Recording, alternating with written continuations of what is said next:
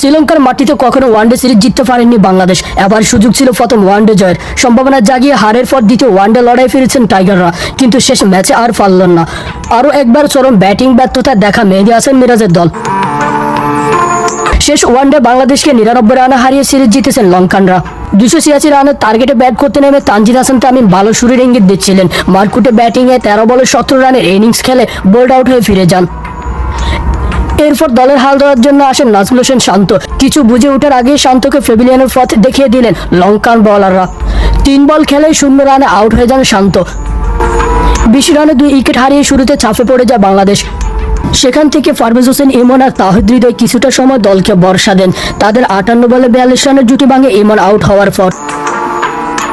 উইকেটে সেট হয়েছিলেন, কিন্তু বোলের কারণে ইনিংসটা বড় করতে পারলেন না ইমন।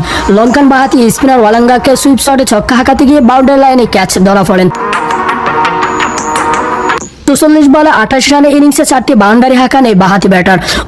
এরপর অধিনায়ক মেহেদী হাসান মিরাজ ক্রিজে এসে পজিটিভ ছিলেন। হৃদয়কে নিয়ে একটি জুটি গড়ে ফেলেছিলেন, কিন্তু ৪৫ বলে ৪৩ রানের জুটিটি ভাঙেন অতি আগ্রাসী হতে গিয়ে। ডাউন দ্য উইকেটে শট খেলে ক্যাচ দিয়ে ফিরে যান মিরাজ। ২৫ বলে ৪ বাউন্ডারি আর ১ ছক্কায় তার ব্যাট থেকে আসেন ২৮ রান। এরপর শামীম পাটোয়ারি কিছুটা সময় নিয়ে ইনিংস বড় করতে গেলেও ব্যর্থ হন। ১৪ বলে ১২ রান করে স্টাম্পিংয়ের ফাঁদে পড়েন। হাসারাঙ্গার গুলিতে পা এগিয়ে এসেছিলেন, বল মিস করলে স্টাম্প ভেঙে দেন উইকেট রক্ষক কুসেল মেন্ডিস। ১২৪ রানে ৫ উইকেট হারিয়ে বসে বাংলাদেশ তখন। অন্য প্রান্তে আগলে রেখে তাহিদ হৃদয় ধীরগতিতে খেলে টানা দ্বিতীয় 50 পূরণ করেন, কিন্তু তাতে দলের কোনো উপকার হয়নি।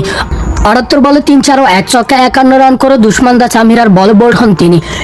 শেষ দিকে জাকির আলী অনেক কিছুটা লড়াই করার চেষ্টা করেন, কিন্তু বেশিক্ষণ টিকতে পারেননি। ৩৫ বলে ২৭ রান করে ফিরে যান জাকির আলী অনেক। ৩৯ ওভারে ১৮৬ রান অল আউট হয় বাংলাদেশ।